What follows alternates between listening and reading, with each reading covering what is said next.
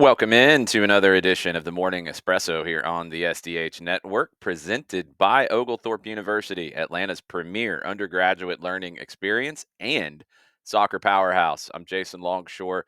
All the soccer news you need to know for Friday, February 14th. Happy Valentine's Day, everybody. United Soccer League, the USL, they dropped a kind of early Valentine's present on the soccer world. This is going to be interesting. They've announced plans to launch a Division 1 men's professional league in 2027 or 2028, more likely 2028.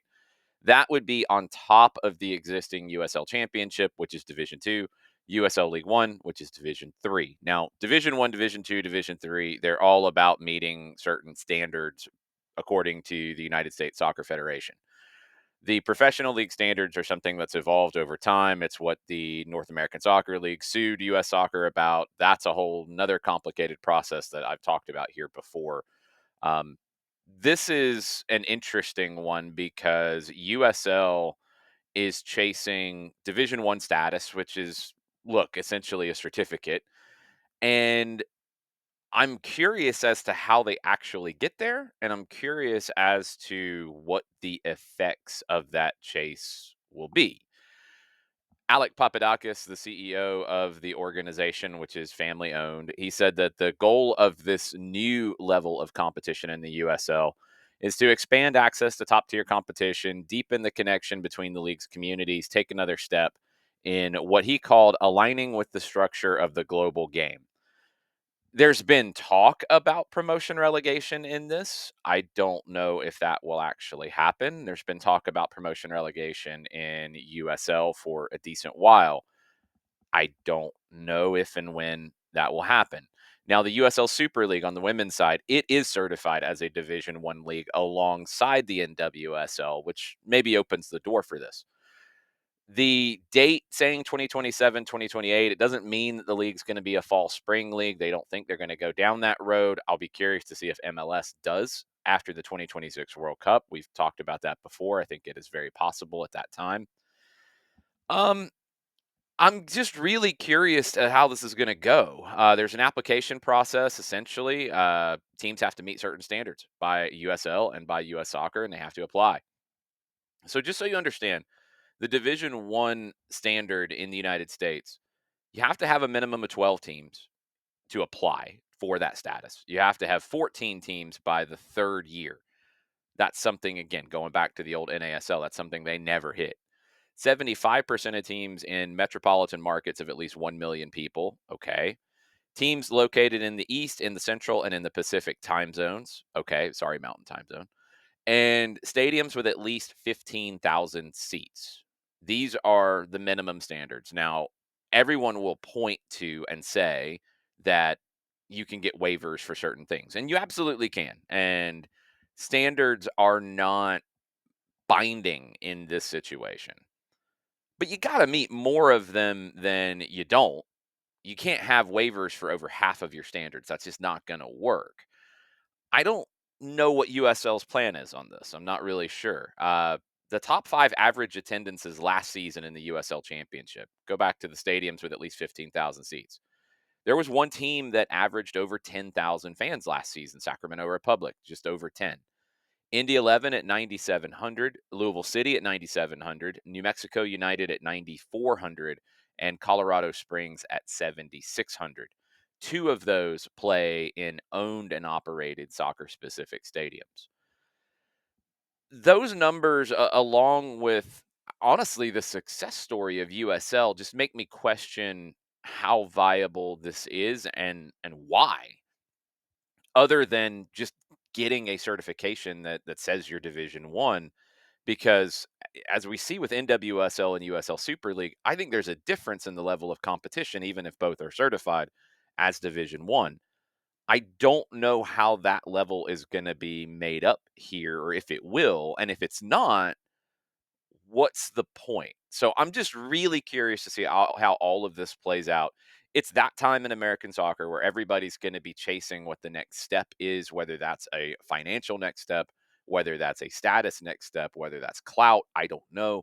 All of those things are going to be chased as we lead into the World Cup and coming out of the World Cup in 2026. What I don't want to see is USL go for this and damage their existing business, which is outstanding. What they've done since the North American Soccer League teams broke away. And I think it's easy to forget that teams like the Atlanta Silverbacks, teams like the then Carolina Railhawks, broke away from what was USL because they weren't happy with standards being low. They wanted to set higher standards. They wanted to be a true Division II professional league and set higher standards to be that. And that's what created ultimately the North American Soccer League. From there, USL rebounded brilliantly. They partnered with MLS on the reserve teams coming in. That gave them stability. That helped them grow. They brought in great new teams. It's been brilliant what USL has done to grow to this point. They have a professional women's league. They have a two-tiered men's professional league, USL League Two, the USLW League, thriving huge in the summer. They've got academy things happening as well. It's all great. That shouldn't be potentially damaged by this. And that's what USL has to protect. And I hope that they do, because I don't want to see a New Mexico, a Colorado Springs, a Louisville City damage what makes them great today. I don't want to see them chase something that, look, is maybe beyond a market of that size. It's going to be a really interesting storyline over the next decade in U.S. soccer as USL chases Division One standards in the United States. We will be talking about it, and we'll see where all of this goes over the next few years. The Premier League, they're going to delay the introduction of their new financial rules, very different than a salary cap. It's going to be a squad cost ratio rule. It's going to limit clubs to spending a set percentage of their income on player related costs. So, kind of similar to what La Liga has. I don't think it actually helps set up anything in terms of parity, in terms of competition. That's not the goal. It's to try to keep teams from spending themselves into oblivion, which we have seen more often, not more often than not, but we've seen it a number of times, sadly. It also kind of ensures that the haves remain the haves and the have-nots really struggle to become haves. I don't like that part of it. So instead, the profit and sustainability rules, the PSR rules, will stay in place. Clubs cannot lose more than 105 million pounds in a 3-year cycle. I mean, you can't lose more than 9 figures in a 3-year cycle or you're in trouble. I think if you lose more than 9 figures in a 3-year cycle, you're probably already in trouble. Many clubs have criticized PSR for limiting their spend heavily in transfer windows. There's got to be a better way, I would think. We'll see if the squad cost ratio is, but it's not going to take effect yet. Let's talk on the field. We've talked a lot off the field. Premier League, every team's played 24 games. Arsenal 7 points behind Liverpool. There's 14 games to go. Historically, no one's ever come back from that. The largest points gap overturned after 24 games is 5 points. Happened twice. Manchester United did it in 2003. Manchester City did it in 2019. Arsenal travel to Leicester for the early match on Saturday. Liverpool will host Wolves on Sunday morning at 9 a.m. Atlanta time. Let's go to the Bundesliga. Bayer Leverkusen, they're trying to chase. They are 8 points back from Bayern. They host them on Saturday in a top of the table Bundesliga clash. Here's a couple of things that are going to help Leverkusen here. Bayern are going to be a little more tired. They did not get out of the knockout playoff round in Champions League. They didn't avoid it. So they played Celtic on Wednesday in Glasgow. They will play them again in Munich next week. This game is sandwiched in between. We'll see if that has an effect. Leverkusen can cut the lead to 5. They really need to, because I think if they lose here, it's done. And Bayern's the champions, and there's just no way to chase that. Let's go to Serie A. Reports out of the Italian media that Sergio Conceição is already under scrutiny. He just got there. He's had like 7 games, maybe a couple more, but he's already in trouble, and he's irritated Zlatan. Oh, no, can't do that. Why is Zlatan talking so much, by the way? This is a really bad decision for Milan to have him so out front. He's an advisor for Redbird, the ownership group of Milan, and they're not happy with Conceição already. They can terminate his contract at the end of the season. He's under contract for next season as well, but they can just cut it.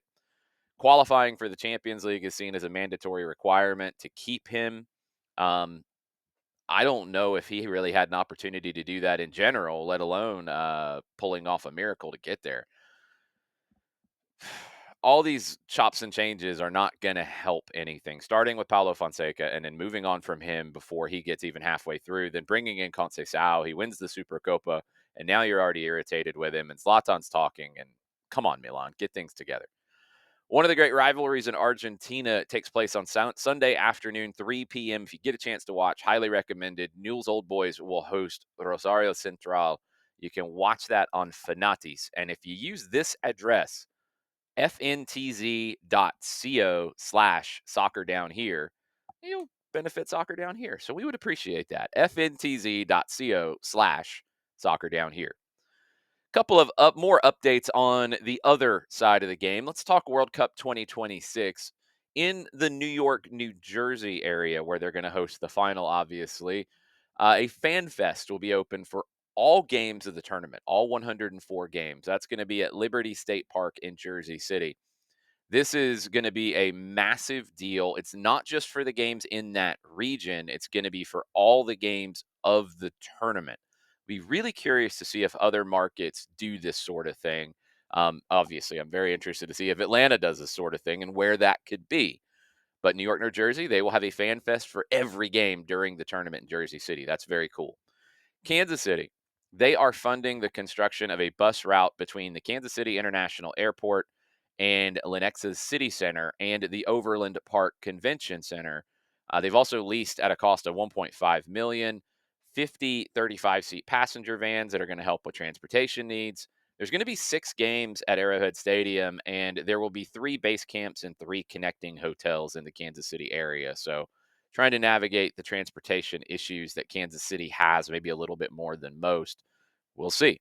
That's another question, I think, in some markets. Here in Atlanta, you do have MARTA that will help you a ton in this event. And I think they'd be heavily involved in linking the markets to the stadium and the areas and the hotels and everything going on. Really curious to see how all of these things build out across the country as you get ready for the World Cup.